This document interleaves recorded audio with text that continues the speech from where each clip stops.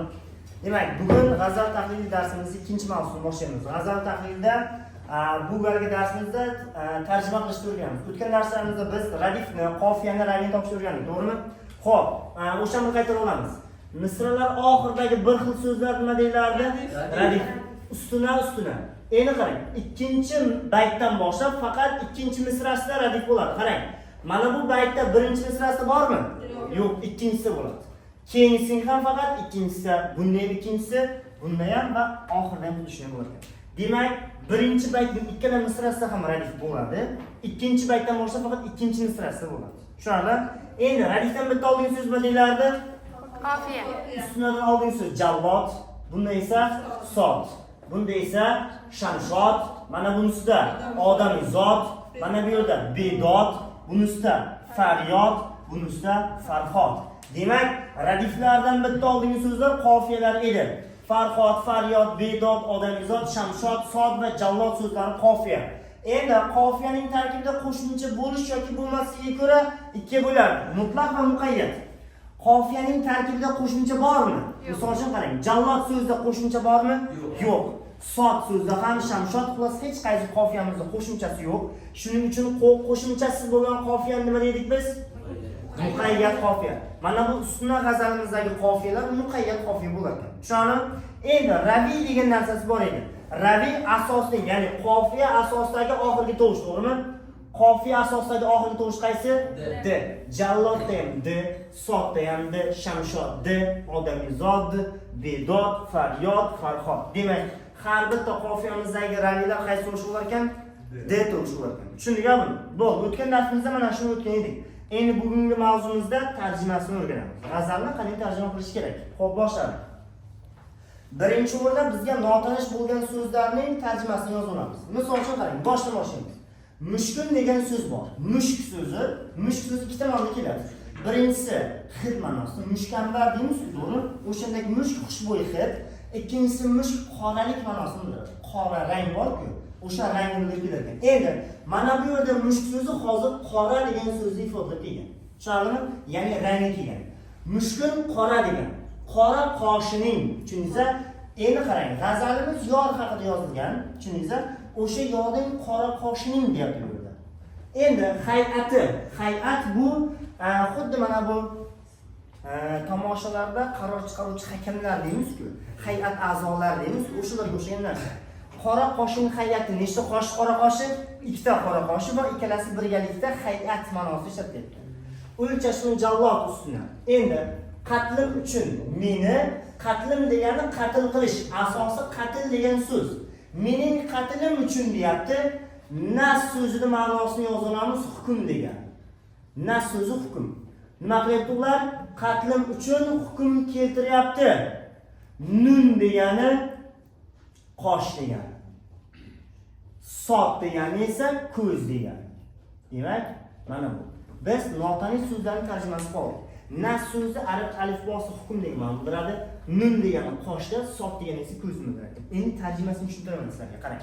Boshlaymiz. G'azalda ko'proq ikkinchi misrani aytib, keyin birinchi misraning davomini o'qisangiz to'g'riroq chiqadi. Ya'ni ikkinchidan birinchiga qarab ketsangiz to'g'ri chiqadi. Tushunarlimi? Asosan aksariyat holatlarda, hammasi emas, aksariyat g'azallarda o'sha 1 va 2 to'liq qatorma ketaveradi. Ayrim g'azallarda 2 dan 1 ga qolsangiz to'g'riroq chiqadi. Tushunarlimi? Endi boshlaymiz qarang. Sot ustuna deyapti. Sot bu nima ekan? Ko'z. Ko'zning ustiga, ya'ni bu yerda yorning qora ko'zda keltirilgan bu yerda. Mana bunday ikkita ko'z. Ko'zning nimasiga? Ko'zning ustiga nun degani nima ekan? Qoshni iltibon. Iltimoq degan narsa bor. Iltimoq eltib berish xizmati deymiz-ku biz, to'g'rimi? Eltib berish, yetkazib berish, olib borish degan, to'g'rimi? Demak, sotning, ya'ni ko'zning ustiga nimani eltib? Qoshni eltib. Biz ko'zning ustiga mana bu qoshni olib borib qo'yamiz, eltib. Tushundingizmi? Demak, sot ustuna, ya'ni ko'zning ustiga qoshni eltib, qoshni olib borib qo'ydik va bu ikkalasi mening nimam uchun? Qatlim uchun nima chiqaryapti? Hukm keltiryapti. Hukm degani oxirgi qaror degani, ya'ni hukm chiqaryapmiz-ku. O'shani demak, yorning ko'zining ustidagi turgan qoshlari meni qatl qilish uchun nima chiqardi? hukm chiqardi. Xuddi nimalardek? Jalloddek. Tushundingizmi? Jallod ya'ni o'ldiruvchi shaxs bo'lib, boyagi yorning ko'zlari va chiroyli bo'lgan qoshlari ikkalasi birgalikda oshiqqa nisbatan o'ldirish uchun, qatl qilish uchun hukm chiqardi. Tushunarli? Birinchi baytimizning tarjimasi xuddi shunday bo'lgan. Demak, qora qoshining, yorning qoshlari qora, hay'ati o'sha birgalikda o'lchashni jallod ustida, ya'ni xuddi jalloddek meni qatl qilish uchun ko'zining ustidagi qoshlari birgalikda hukm chiqardi. Tushunarli? Bu yerda umumiy shakldagi tarjimani oladigan bo'lsangiz, yorning shu darajada go'zallikdagi tasvirlangan qoshlari va ko'zlari oshiqni o'ziga shu darajada rom etganki, ikkalasini ko'radigan bo'lsa, buni qatl qilish uchun hukm chiqargandek. Ya'ni meni ikkalasi o'ldiradi ma'nosiga keltirdi. Tushunarli? Tengsiz bilamiz. Ikkinchi baytga qaraymiz. Qilg'il tomosha. Qarang. Tomosha qilg'il deyapti. Tushunarli? Tomosha qilg'il. Nimani tomosha qil? Qomatini, zebosi, birla degani bilan degani. Oraz degani yuz degani. Tushunarlimi? Oraz so'z ma'nosi yuz degani. Ya'ni qarang, oshiq insonlarga qarab aytibdi. Qarang, tomosha qilg'il. Nimani desa, qomatini, yuzini tomosha qil deyapti. Kimning qomati va yuzini? Yorning. Ya'ni odamlarga yuziryapti. Ey odamlar deyapti. Yorimning qomati va yuzini tomosha qil deyapti. Nima uchun tomosha qilaylik desa, endi qarang. Ikkinchi misrada o'shaning sababi keltirilgan. Gar degani agar degan. Tushunarlimi? Agar ko'rmasang, ko'rmagan bo'lsang, gulning bo'lganini payvand, ya'ni gulning payvand bo'lganini, qarang, gulning payvand bo'lganini ma'lum qilamiz. Qarang, gulning payvand bo'lganini agar ko'rmagan bo'lsang, nimaning ustiga? Shamshotning ustiga. Endi qarang, to'liq tarjima etib beramiz. Oxirida boshlaymiz. Shamshotning ustiga, shamshot mana bilamiz. Shamshot mana bu yerda tik o'suvchi daraxt degan. Hech qayerga qiyshaymasdan, faqat tekis to'g'ri o'suvchi daraxt bo'ladi. Tushunarlimi? Badiiy adabiyotda yorning qomatini shamshot daraxtiga qiyoslaydi. Oshiqlar. Tushundingizmi? Endi qarang. Tasavvur qiling, shamshot daraxti juda ham katta daraxt bo'lyapti va siz uni mana bu yerda shuni kesib tashladingiz va ustiga olib borib gulni payvand qilyapsiz. Shunaqa narsa bo'lishi mumkinmi? Qarang.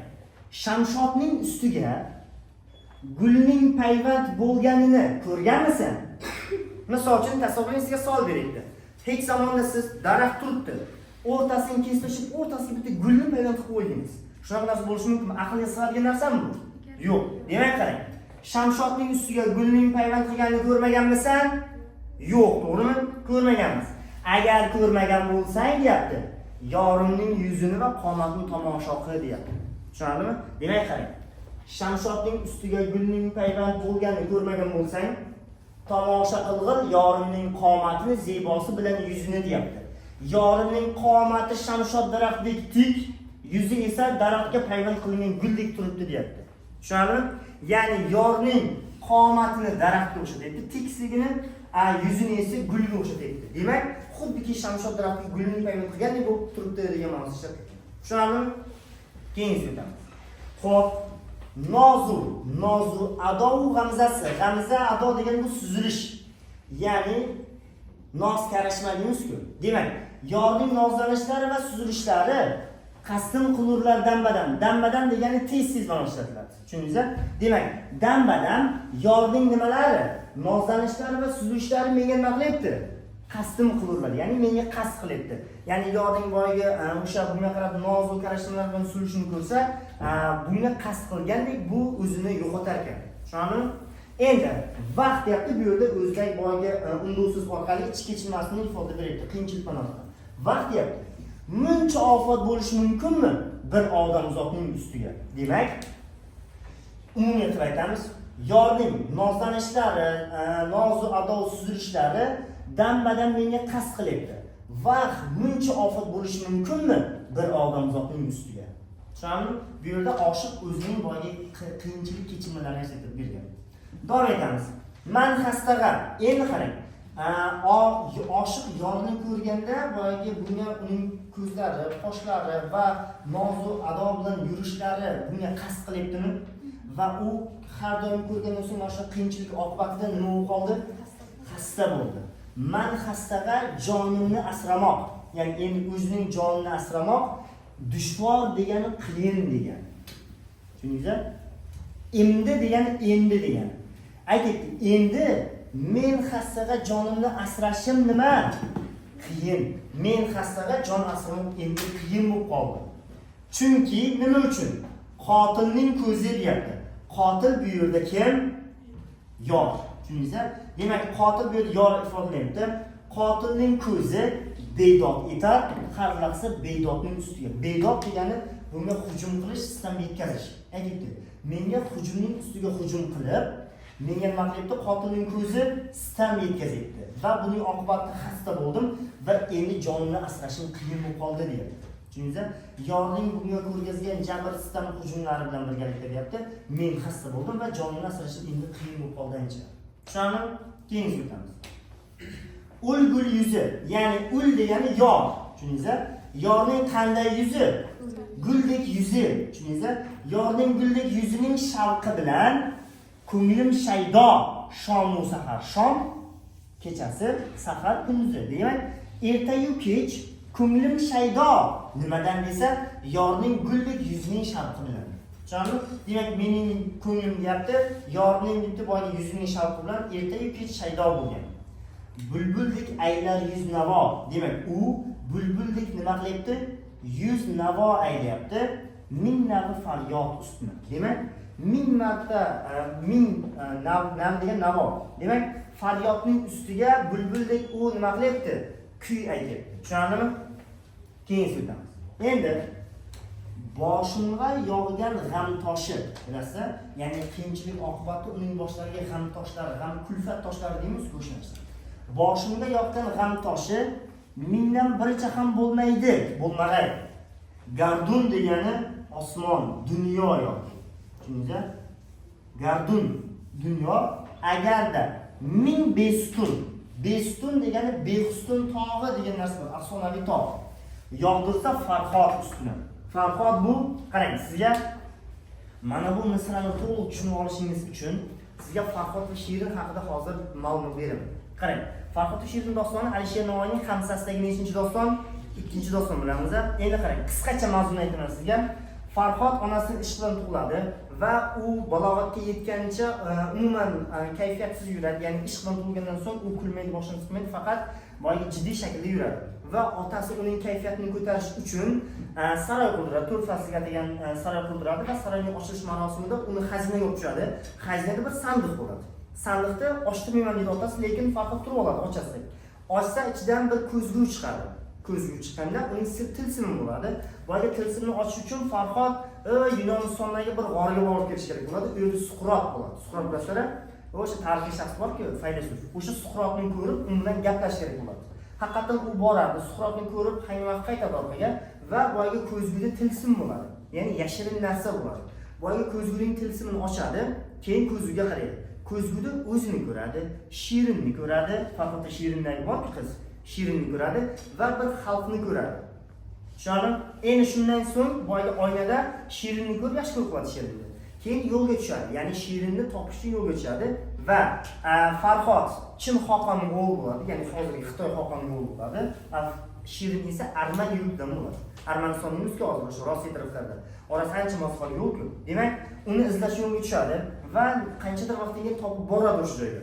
Topib borgandan so'ng o'sha Arman xalqi 3 yildan beri tog'ni qazib suv chiqara olmayotgan bo'ladi. Qarang, butun boshli xalq 3 yildan beri suv chiqara olmayapti, tog'ni qazib va Farhod borib bir damda bir o'zi 3 yil xalq olmagan ishni bir o'zi uddalaydi. Ya'ni tog'dagi toshlarni shunday darajada tildiki deydi. Chunki bu Qoran degan ustozi bo'ladi. Toshni tilishni boyga naqqoshlik sirlarini o'rgatgan ustoz bo'ladi. Toshni sariyog'da kesardi deydi. Farhod xuddi o'shanday qilib boyga tog'ni o'yib berib, uni suv chiqarib beradi. Va shuning qahramonligidan so'ng Shirinning sevgisini qozonadi va Shirinning xolasi Mehribonu shu yurtning podshosi, ya'ni malikasi bo'ladi, uning mehrini qozonadi. Keyinchalik Farhod o'shandan keyin Shirin bilan boyga topishadi, xullas ikkalasi yashay boshlaydi, sevishadi, boshlansa qiladi. Bir kuni Shirin endi chiroyi dunyoga ketgan-ku, Eron shohi bo'ladi. Eron shohi Xusrav Parviz degan shaxs bo'ladi. Xusrav Parviz Shirinni eshitib, chiroyini eshitib, unga suv chiqaradi, bermaydi. Ikkinchi marta suv chiqaradi, bermaydi, qaytarib yuboradi. Keyin boyga Eron shohining jahli chiqib, uni yurtini bosib olaman deb turib, boyga qo'shin bilan keladi yurtiga. Qarang, nechidir minglik kishilik qo'shinga bitta Farhodning o'zi qarshi chiqadi. Ya'ni Eron shohi Xusravning boyga nechidir minglik qo'shin kelganda boyga Farhodning bir o'zi kurashadi, bir o'zi hamma qo'shinni yengadi. Chunki bir o'zi. Va buni Xusrav ko'rib, men buni yenga olmayman kuchda deb turib, ikkalasi suhbatga chaqiradi Farhodni. Xullas ikkalasi Farhod bilan Xusrav ikkalasi suhbatlashib o'tiradi. O'tirgandan so'ng xullas sevgi bog'ida ham Farhodning o'tolmasligini biladi Xusrav. Shundan so'ng bo'ldi, taslim bo'ldi Xusrav. Yo'q, bu yerda taslim bo'lmadi. Unga boyga Shiringa bo'lgan ishtiyoq yana ham kuchayib ketib, endi u kuch bilan emas, xiyla yo'liga o'tdi. Tushundingmi? Xiyla yo'liga o'tib bitta kampirni yo'llaydi. Kampir Farhodning ishonchiga qanchadir vaqt davomida kiradi, xuddi o'z onasidek qoladi. Va bir kuni endi qarang, asosiy joy. Bir kuni Farhodning oldiga kampir keladi. Ishonchiga kirgan kampir nima desa ishonadi. Farhod deydi, Mehribonu bilan Xusrav ikkalasi sulh tuzdi deydi. Sulhga ko'ra Shirin kimga beriladigan bo'ldi? Xusravga beriladigan bo'ldi. Demak, aytadi, Mehribonu Shirinni deydi, Xusravga beradigan bo'ldi deydi. Va Shirin bunga qarshilik qilib, boyga o'z joniga qasd qildi deydi. Va o'layotganda Farhod deb o'ldi deydi. Bu xabarni eshitadi Farhod, eshitgandan so'ng Shirinning o'lganini bilgandan so'ng, men bu dunyoda yashashning endi keragi yo'q deb turib, qarang, qayerga boradi? Behuston tog'iga boradi. Behuston tog'i bu o'zi aslida yo'q tog'. Bu afsonaviy, faqat badiiy asarlarda bor to'qimoq joy bu. Tushundingmi? U juda ham ulkan deyilgan, hattoki hozirgi Tianshan tog'i deymiz-ku, undan ham baland ishlatilgan. Juda ham katta bo'lgan Behuston tog'iga borib, oq chekadi, ya'ni Shirinning o'lganidan aslida o'lmagan. Shirinning o'lgan deb o'ylab oq chekib, boyga dardini tog' toshlarga aytib, yig'lab boshini toshlarga urib o'sha yerda o'ladi. U shu darajada oq chekdiki deydi. Endi eshiting. Farhod shu darajada oq chekdiki, uning ustiga boyagi Farhodning yig'lagani va oqiga chidolmasdan Behuston tog'i uning ustiga qulaydi. Tushundingmi? Behuston tog'i uning ustiga qulaydi. Farhod ustiga. Tushundingmi? Mana shu voqea aks ettirilgan bu yerda. Endi aytib qarang. Gardun, ya'ni dunyo agarda mingta Behustunni, bitta Behuston emas, u juda ham katta tog'. Bittasini emas, nechtasini? Mingta Behustunni Farhodning ustiga yog'dirsa, tushunadimi? Mingta Behustunni Farhodning ustiga yog'dirsa ham, mening boshimga yoqqan g'am toshining oldida mingdan biricha ham bo'la olmaydi deyapti. Tushundingizmi? Ya'ni dunyo mingta Behustunni Farhodning ustiga tushirsin, lekin mening boshimga tushgan g'am toshining oldida mingdan biricha ham bo'la olmaydi deyapti. G'azalning mana shu baytning tarjimasi mana shu bo'lar ekan. Tushundingizmi? Demak, boshimga yoqqan g'am toshi mingdan biricha bo'lmag'ay. Gardun agar ming Behuston yog'dirsa Farhodning ustiga. Ikkinchisidan boshlab birga qarab ko'tarilasiz. Demak, dunyo agar mingta Behustonni Farhodning ustiga yog'dirsa, menikining oldida mingdan biricha ham bo'la olmaydi. Tushunarlimi? Demak, mana shu baytning tarjimasi mana shu bo'lar ekan. Qolgan davom bor hali buning davomini mana shunga qarab, so'zlarning joylariga qo'yib ketaverasiz. Tushunarlimi? Demak, bu ustuni ralifli g'azalning necha bayti? 1, 2, 3, 4, 5, 6 baytning tarjimasi bo'ladi. Tushunarlimi? Boshqa g'azallarda ham xuddi mana shu so'zlarga qarab bir-biriga moslashtirib olib ketaveramiz. Tushunarlimi? Demak, tarjimada eng birinchi qiladigan narsamiz bizga noma'lum bo'lgan so'zlarning o'zbekcha variantini topib olamiz. Tushunarlimi? Top bo'lgandan keyin boyagi so'zlarni bir-biriga bog'lab o'rganib kelamiz. Tushunarlimi? G'azalning ikkinchi tahlili, ya'ni tarjima qilish bo'yicha 8 ta 9 ta savollar beriladi sertifikatda. Mana shunga qarab topib ko'ramiz. Tushunarlimi? Endi qarang. Buni endi har darsi sizga bitta g'azal uyga beraman va o'shaning tarjimasini tekshirib olamiz. Tushunarlimi? Ikkinchi tahlil mana shu.